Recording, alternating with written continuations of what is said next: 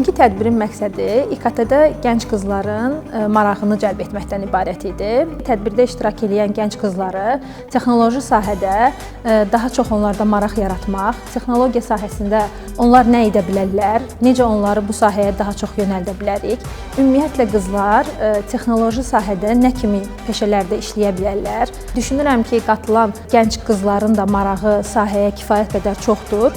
Yaşlarının az olmasına baxmayaraq tədbir iştirakçıları artıq Python, Java kimi proqramlaşdırma dillərində kiçik proqramlar yaza bilirlər, veb saytlar düzəldə bilirlər, ChatGPT-dən istifadə edərək gündəlik həyatlarında dərslərini həll edirlər və bu çox sevindirici haldır ki, gənc qızlarımız bu yaşlarından etibarən texnoloji sahədəki yeniliklərdən xəbərdardırlar və onların gündəlik həyatlarında istifadə edirlər.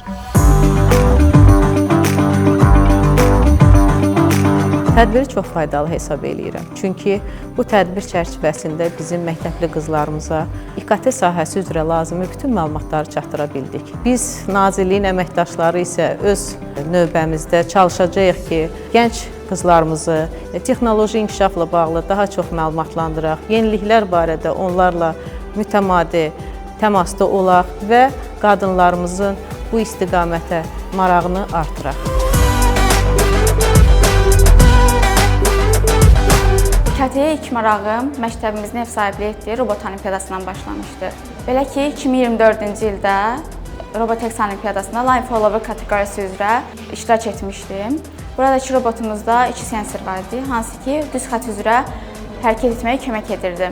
Burada 3-cü yerə layiq görülmüşdük. Bu robotun kodlaşdırılmasına müəllimlərimizin böyük köməyi olmuşdur. Bugünkü tədbirdə spikerlərimizin danışdığı məlumatlar mənim sahəmə aid olduğu üçün mənə böyük faydası oldu.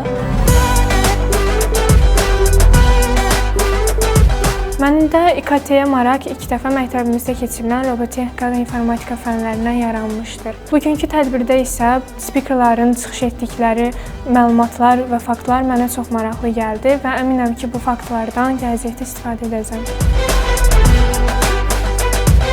Mənim bugün iştirak etdiyim tədbir mənim üçün çox böyük qatqısı oldu. Məsələn, mən bugün öyrəndim ki, kiberzorbalıqdan necə qorunmalıyıq, biz parolları daha güclü yaratmalıyıq və ya sosial şəbəkələrdə özümüz haqqında şəxsi məlumatları yaymamalıyıq. Mənim bugün öyrəndiyim bu məlumatlar mənim gələcəyim üçün çox böyük qatqısı olacaq.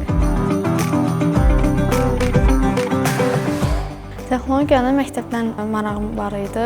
Əvvəl sadəcə maraqlı idi, zamanla öyrəndim ki, məndə bir çox yenilikləri ortaya çıxarda bilər. Baku Modern Təhsil Kompleksinin ev sahibliyi etdiyi beynəlxalq olimpiyadası olan Fibonacci olimpiyadasına iştirak eləmişəm, birinci yerə çıxmışam. Bu tədbirdən də bir çox yeniliklər öyrəndim.